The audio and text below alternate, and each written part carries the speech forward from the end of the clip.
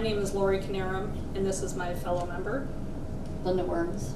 We're two moms that have started a support group for addiction, and this is for anyone, the recovering addict, the family, the friends, anyone that needs help, just to talk or to learn more about it. That's what we're here for. We just wanted to start by telling you that I lost my son, Matthew, when he was 20 years old to a heroin overdose, accidental.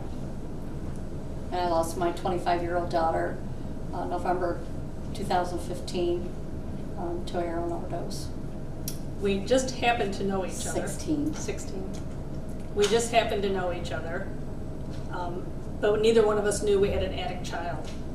Because most people that do have someone that is an addict in their family, they don't talk about it because they're ashamed or they're afraid. And they, just like us, we didn't want anyone to think bad of our kids because they're not bad kids. They're good kids that made one wrong choice that became an addiction that they weren't able to handle. And that's one of the reasons we have these meetings. Go ahead. Well, actually, I had, like most parents, I had a lot of trouble with Lindsay. When she hit that 13 years old, they seem to think they know everything and, doing things that she wasn't supposed to do. But I was not familiar with heroin. I mean, I'm not going to say I wasn't familiar with drugs because drugs has been around forever, but heroin was kind of a new thing for me. And I think in her own way, she tried to tell me, how hard it was and what happened and how it all started. But I wasn't listening because I didn't realize that how serious it was. It actually wasn't until our children passed that we started this addiction group that all the pieces started falling together. The courts started getting involved and the states started getting involved and realizing that it was an epidemic. And,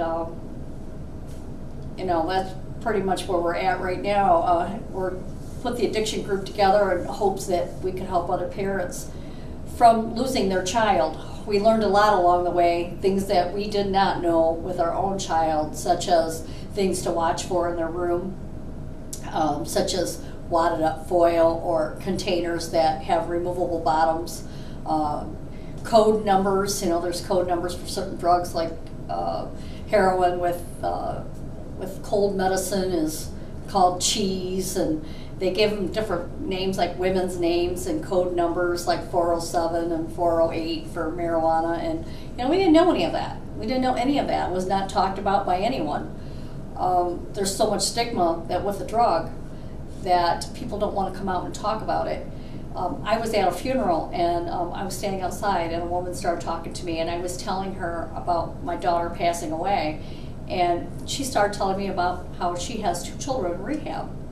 And I thought that was kind of odd, to be in that position at that certain time and someone tell me that. But I was at the grocery store, and again, it happened to me as I was talking to someone, and a woman who was shopping came back around and said, can you tell me more about your group and where it's at? Because I have a child that is in rehab that needs to come to meetings. So they're out there, and they're in our town. They're everywhere. And people just don't want to face that horrifying fact that it could possibly be in a small town like this. So we stick with the addiction group, and we're trying to make it nonprofit now. Lori and I have been paying for the group since the beginning. But we need educational materials, we need TV, DVD player. For the parents that come in, a lot of parents that come in have lost their child, and they come in blaming themselves and thinking that they should have known. And it's very difficult because I remember being there. I'm sure Lori remembers being there.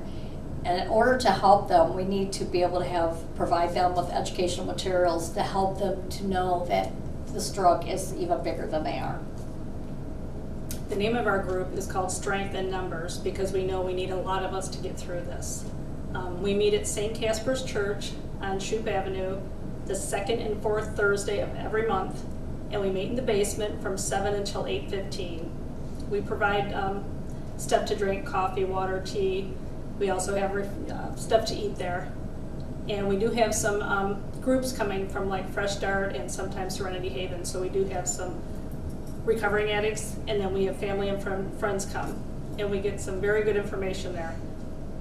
Our first thing we're going to do to get the message out is next Thursday, August 31st, is National Overdose Awareness Day. And we're going to have a sign holding that day. It'll be at the corner of Shoop and Linfoot. And we're going to start around 5:30. Yes. Between 5:30 and 6 o'clock. We're going to have just signs that we're going to hold with positive messages on them.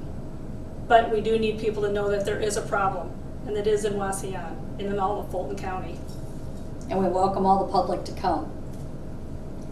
The next thing we're going to have is a fundraiser. Yes, September 9th, we're going to have a spaghetti dinner at the Delta Eagles to try and raise the money that we need for our DVDs, our TV, anything and everything that we need to support this group. The group is getting bigger and the cost is getting more. So any help that we can get, if people want to donate items for the Chinese auction or just come and support the group and have a spaghetti dinner, that would be great. We are working on t-shirts. Our plan is to have them here before Awareness Day. I don't have a copy of those shirts, but if you are interested in purchasing a shirt, the shirts are only $10. It will have the Strength in Numbers name in the front. And the information with the phone number on the back. Yes. So people will know about it.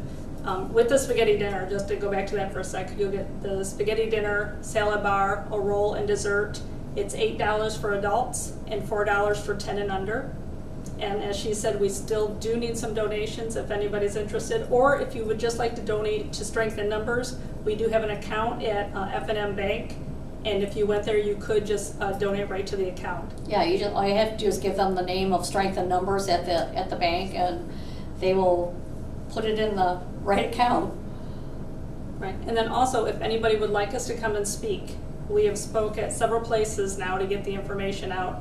And we do this for free. We're willing to do it whenever we can, so you please feel free to get a hold of us. They'll have the information on here for you with the phone numbers.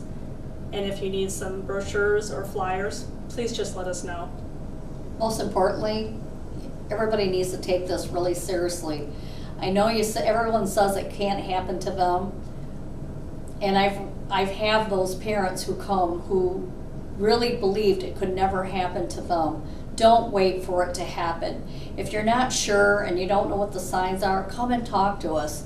Ask us questions. It doesn't cost you anything to ask questions, but don't let your child be a statistic like ours, because it's heartbreaking and it changes your life forever and ever, and you don't want to live that way. This is how we get through it. This is part of our grief process, is trying to help whoever we can. So please be proactive and give us a call or come to a meeting. Thank you.